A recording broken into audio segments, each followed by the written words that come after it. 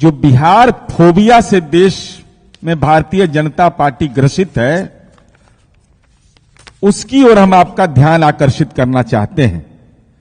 जब हम जातिगत जनगणना जाति सर्वे करवाते हैं तो पूरे देश में जाति सर्वे की चर्चा शुरू हो जाती है। विशेष राज्य का दर्जा मांगते हैं तो पूरे बिहार में विशेष राज्य पर चर्चा शुरू हो जाती है। जब बिहार आरक्षण का दायरा बढ़ाता है तो पूरे देश में आरक्षण पर चर्चा शुरू हो जाती है।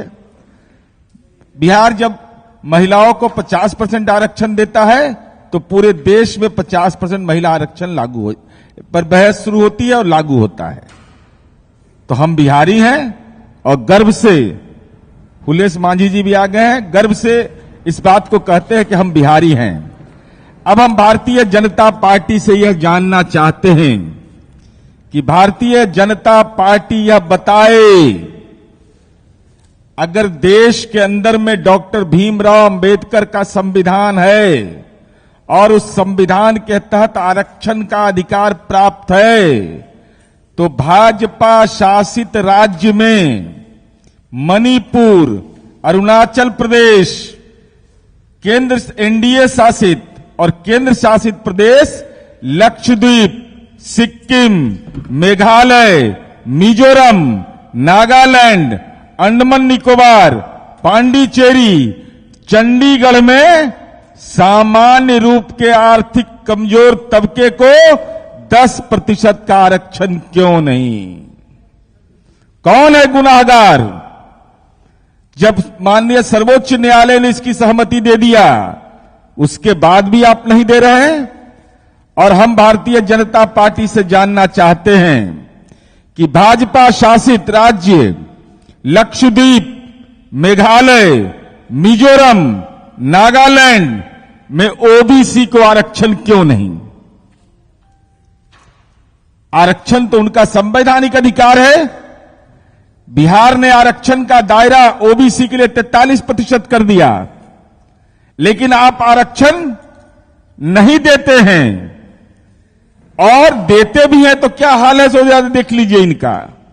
उत्तराखंड में 14%, हरियाणा में 23%, मणिपुर में 23%, त्रिपुरा में 2%, मध्य प्रदेश में 14%। तो भारतीय जनता पार्टी यह बताए कि आखिर कारण क्या है।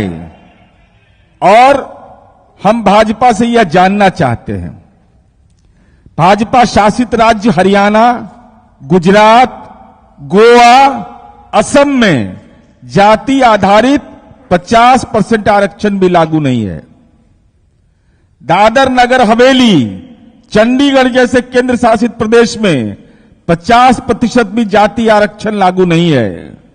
तो भारतीय जनता पार्टी को यह स्पष्ट करना चाहिए कि जब केंद्र के द्वारा, जब संविधान के विहित प्रावधान के तहत उनको आरक्षण मिलने का अधिकार है, चाहे ओबीसी समुदाय के लोग हों अथवा सामान्य वर्ग के लोग को हों, उनके आरक्षण को अब तक भाजपा शासित प्रदेश में क्यों नहीं मिला, यह भारतीय जनता पार्टी को स्पष्ट करना चाहिए। उसके बाद हमने आग्रह किया, केंद्र सरकार से आग्रह किया कि भाई संविधान के 9वीं अनुसूची में डालिए इसको। लेकिन आपको जानकर यह हैरत होगा, ये केंद्र की ऐसी सरकार है जो संविधान संशोधन और और माननीय सर्वोच्च न्यायालय के सहमति के बावजूद 10% आरक्षण को संविधान की 9वीं अनुसूची में नहीं डाला। तो ये भारतीय जनता पार्टी का नजरिया है। और क्या भारतीय जनता पार्टी यह मानती है कि संविधान के मौलिक अधिकार, जो धारा 15 और 16 के तहत जो आरक्षण का अधिकार है, क्या आरक्षण का अधिकार उस मौलिक अधिकार की अवहेलना है? भारतीय जनता पार्टी को यह स्पष्ट करना चाहिए।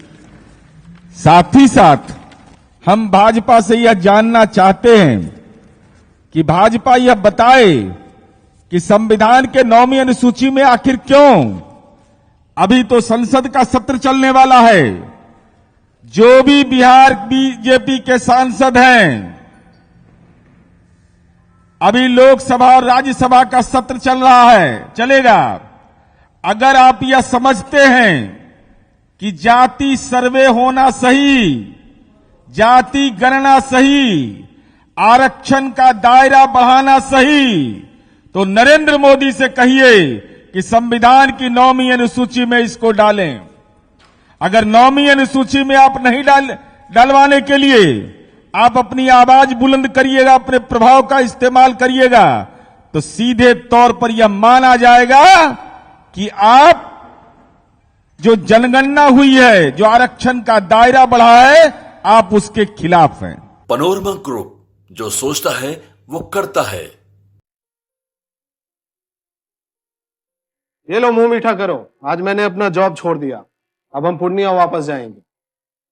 जॉब छोड़ दिया है? मतलब ये घर कैसे चलेगा? हम करेंगे क्या? और माँ बाबूजी क्या बोलेंगे? इसलिए मैं एक और मिठाई का डब्बा लाया। अपने बिजनेस के लिए लोन अप्रूव हो गया। अरे लोन अप्रूव हो गया वो तो ठीक है, लेकिन पूर्णिया में हम रहेंगे कहाँ? अपना घर भी तो नहीं है वहां। इसलिए तो एक और मिठाई का डब्बा अलग से लाया हूं। हमने पूर्णिया में घर ले लिया है, पूर्णिया के ई होम्स पैनोरमा में। पूर्णिया में पैनोरमा ग्रुप लेकर आए हैं ई होम्स पैनोरमा। बड़ा घर, आलीशान जिंदगी और अत्याधुनिक सुविधाओं के संग। अरे अरे, अब क्यों मुंह मीठा करवा रही हो? क्योंकि हम घर वापसी जो कर रहे हैं। घर वापसी की खुशी पूर्णिया में ई होम्स पैनोरमा के संग। E homes panorama, luxurious lifestyle redefined.